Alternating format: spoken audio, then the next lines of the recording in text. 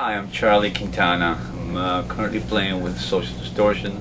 I was born with a club foot on my right foot. It was healed up all right, but I was never able to get into sports. I've got a Mexican mother who blames herself, and so as soon as I took an interest in drums, she immediately set out to buy me one because she felt so guilty. And I bought a set of Norma drums. They were made in Japan. They were bought at a pawn shop in El Paso, and I finally remember the day that I had the last $5. You know, they were on layaway, so we had to take the car. We took the car home, and they were orange sparkle, and they were just opened up a whole world for me. I've been a big fan of Evans heads I've been using them for about 9 years now. G2's on top, coated, G1 clear on the bottom, and the EMAD system for the bass drum, which I think is just a phenomenal combination with the adjustable rings, the thick and the thin. And I've been very happy when they're durable.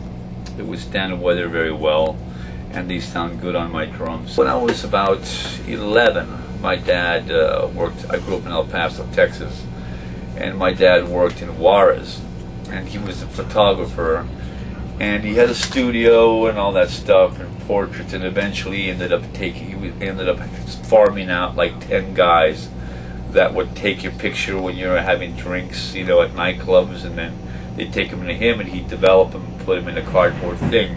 Turns out his dark room was right next to the house band at this hotel in Mexico, in Juarez, Mexico.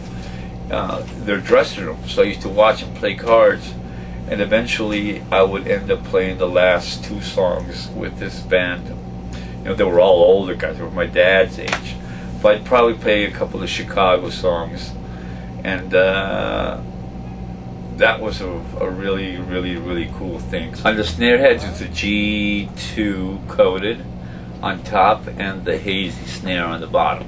Hazy 300? Hazy 300, yes. I play DW drums, and I play a 14 by 6.5 snare, 14-inch rack, 16-inch floor, 18-inch floor, and an 18 by 24-inch bass drum.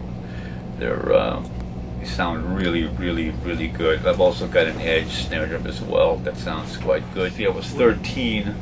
The disco craze was going on, and my mom would sneak me in the back, and they had this drum set that was on this platform, and before the doors open, I'd crawl up there, and then they'd lift me over the dance floor, and I would play along to like Soul Orchestra and all this disco stuff that was going along. That's why my meter's fairly good. And I would just play for an hour and then fade myself out, take a little break, and then fade myself back in because the music never stopped. I'd be sure not to drink a lot of fluids if you're not close to a bathroom, because I learned that the hard way. And when the night was over and everybody was cleared out, they'd lower me down. I'd run to the bathroom, pee my brains out, and my mom would pick me up around the backside. And that was a really good experience. When I was 14, I went out to opening for Steppenwolf.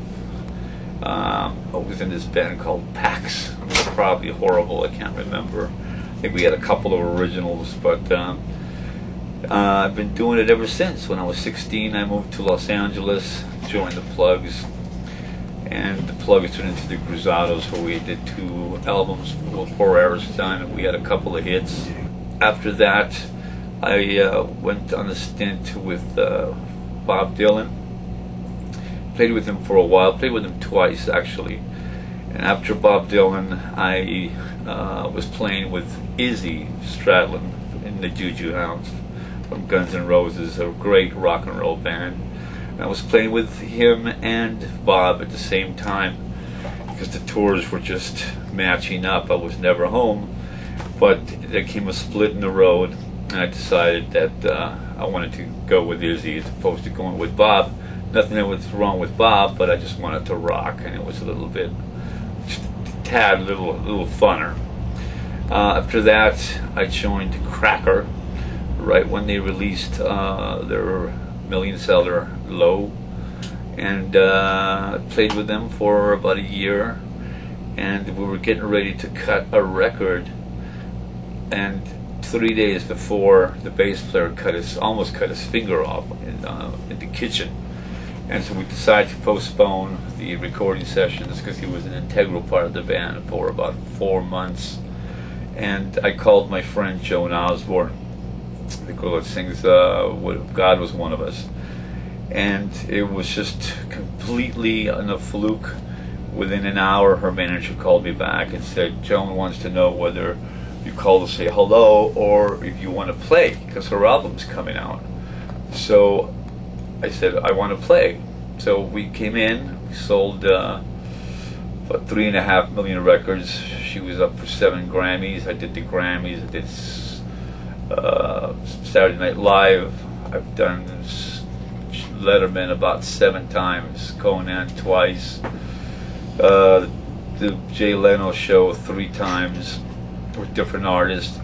And actually, Joan became so successful, she made me a deal I couldn't turn down, and so I quit Cracker and went on with Joan, and had a pretty good time. We sold a lot of records, and it was, all those styles of music were completely different. I've been playing, started with Mike Ness Band.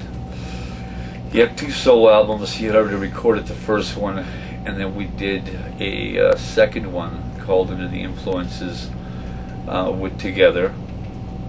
And about 2 days before the last show of that tour, he asked me if I'd be interested in joining Social Distortion, and I did.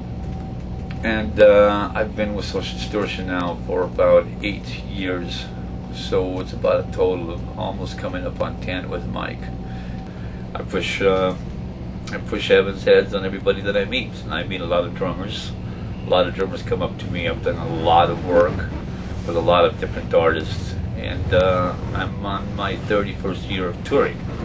I did my first tour when I was 14 years old, and I'm still doing it now, and we'll do it until it's over.